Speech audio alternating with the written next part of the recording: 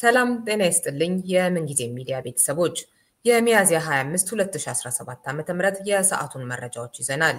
የዓለም የፕሬስ ነጻነት ቀንን ይመለከታሉ።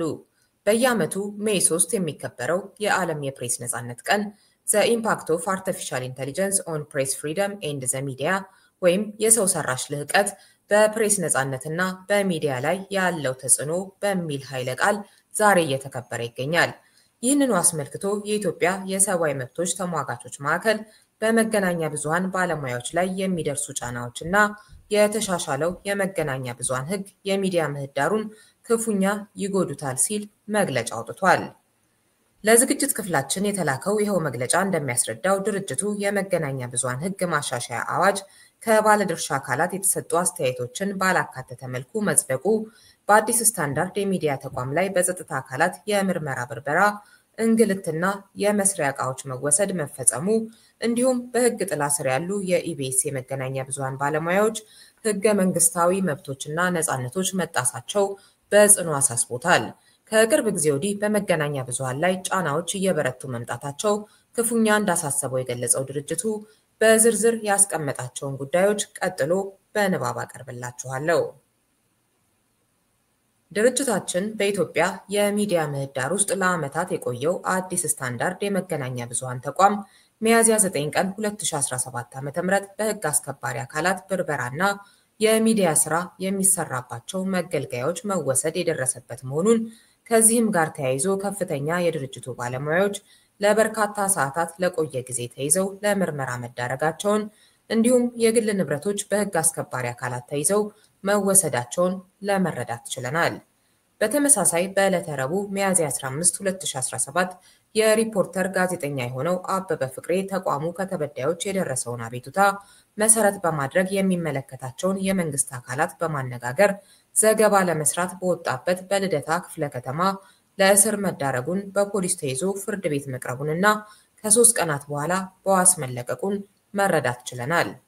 ድርጅታችን እንዲህ አይነት በጋዜጠኞች ላይ የሚደረጉ አሉታዊ ጫናዎች የመገናኛ ብዙሃን ሕጉን የሚጻረሩ ጋዜጠኞች በህብረተሰቡ ውስጥ የሚጫወቱትን ሚና የሚያቀጭጩና ተጠያቂነት እንዳይኖር የሚያደርጉ ናቸው ብሎ ያምናል።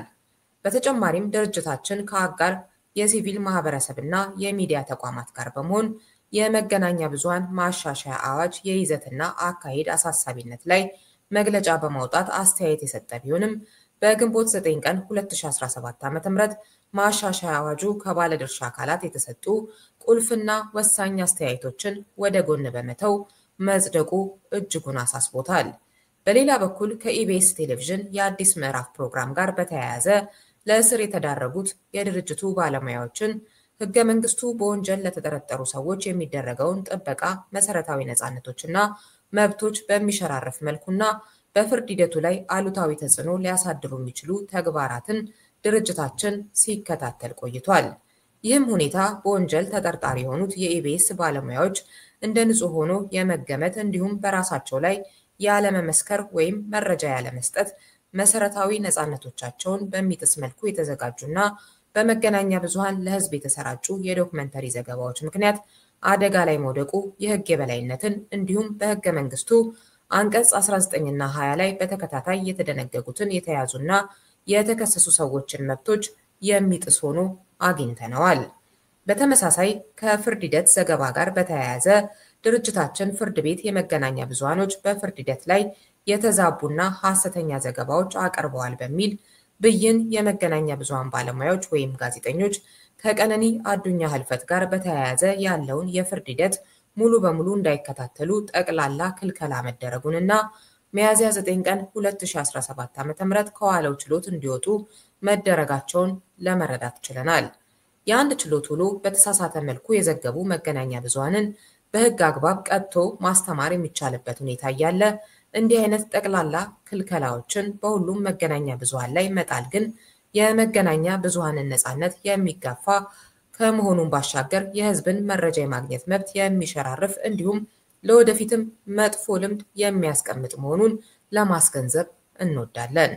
ድርጅታችን እነዚህና የመሳሰሉት በመገናኛ ብዙሃንና ጋዜጠኞች ላይ የሚደረጉ አሉታዊ ጫናዎች በሕገ መንግስቱ አንቀጽ 29 ላይ የተደነገጉትን የፕሬስ ሐሳብን የመግለጽና መረጃ የማግኘት ነፃነት የሚጋፉ ናቸው ብሎ ያምናል።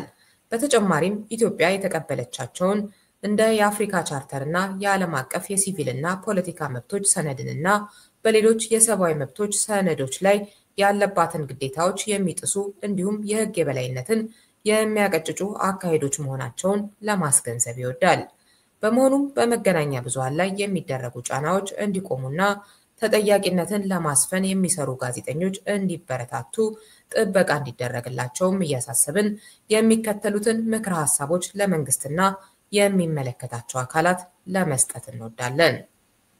የመንግስት አካላት ማለትም ሕግ አውጪው፣ አስፈጻሚውና ተርጓሚው በሀገራችን ተጠያቂነት፣ የመረጃ ተደራሽነት እንዲሁም የሕግ የበላይነት እንዲረጋገጥ ነፃና ገለልተኛ የመገናኛ ብዙሃን እንዲኖር ጥበቃና ድጋፍ እንዲያደርጉ እንዲሁም አሉታዊ ጫናዎች ሊያስከትሉ ከሚችሉ ሂደቶች በመራቅ ምቹ ሁኔታዎችን እንዲፈጥሩ የኢትዮጵያ መገናኛ ብዙሃን ባለስልጣን በመገናኛ ብዙሃን ሕጉ ላይ የተዘረዘሩትን ዓላማዎች መሰረት በማድረግ ሐሳብን በነፃነት የመግለጽና የመገናኛ ብዙሃን ነፃነትን በተሟላ መልኩ እንዲረጋገጥ የሚያስችሉ ምቹ ሁኔታዎችን እንዲፈጥር ባለስልጣኑ የኢቢኤስ ጋዜጠኞችን አስመልክቶ በመንግስት ወይም የህዝብ መገናኛ ብዙሃን የሚሰራጩ ዶክመንተሪዎች የፍትህ ሂደት እስኪጠናቀቅ ድረስ ከመሰራጨት እንዲታገዱ ብሎም እንዲወርዱ በማድረግ የህግ የበላይነት እንዲከበር ኃላፊነቱን እንዲወጣ የተሻሻለው የመገናኛ ብዙሃን አዋጅ በአፈጻጸም ረገድ የሚዲያ ነፃነትን በማክበርና የሚዲያ ምህዳሩን እንዳይጠብ በሚያስችል አግባብ የዓለም አቀፍ መስፈርቶችንና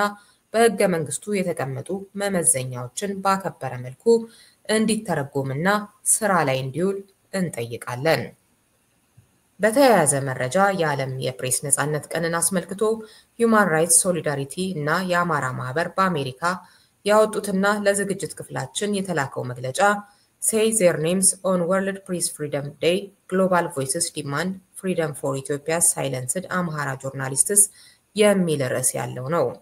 መግለጫው በእስር ላይ የሚገኙ የአማራ ጋዜጠኞች በአስቸኳይ እንዲፈቱ ጥሪ የሚያቀርብ ሲሆን ጋዜጠኞቹ ከህግ አግባብ ውጪ ስለመያዛቸው የህግ የምክር አገልግሎት፣ የጤና አገልግሎትና ቤተሰቦቻቸውን የማግኘት መብታቸውን መነፈጋቸውንም ያትታል። በፕሬስ ነፃነት ቀን ዋዜማ የወጣው ይኸው መግለጫ በዕለቱ በዩኬ መሰረቱን ያደረገው ሁማን ራይትስ ሶሊዳሪቲ የተሰኘው ድርጅት በለንደን ህዝባዊ ትዕይንት እንደሚያዘጋጅ ይገልጻል። በዝግጅቱ ላይ ጀስቲስ ዎል የተሰኘ 5 ሜትር የሆነ በዓለም ዙሪያ የታሰሩ 11 ጋዜጠኞችን የሚዘክር ባነር እንደሚኖርም መግለጫው ያስረዳል።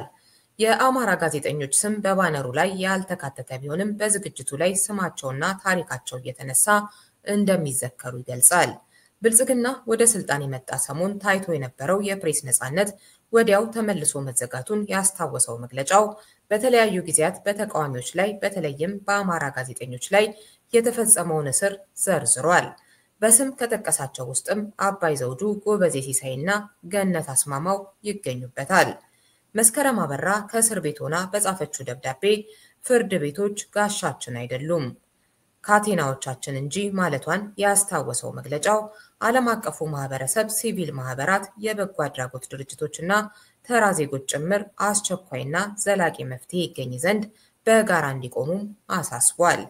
በሌላ ዜና ኢትዮጵያ በድንበር የለሽ የጋዜጠኞች ቡድን የፕሬስ ነፃነት ኢንዴክስ ከ180 ሀገራት 145ኛ ደረጃ ላይ መቀመጧ ተነግሯል። ጠቅላይ ሚኒስትር አብይ አህመድ ስልጣን በያዙበት የጎርጎሳዊው 2018 ኢትዮጵያ በ150ኛ ደረጃ ላይ ትገኝ እንደነበር ይታወሳል።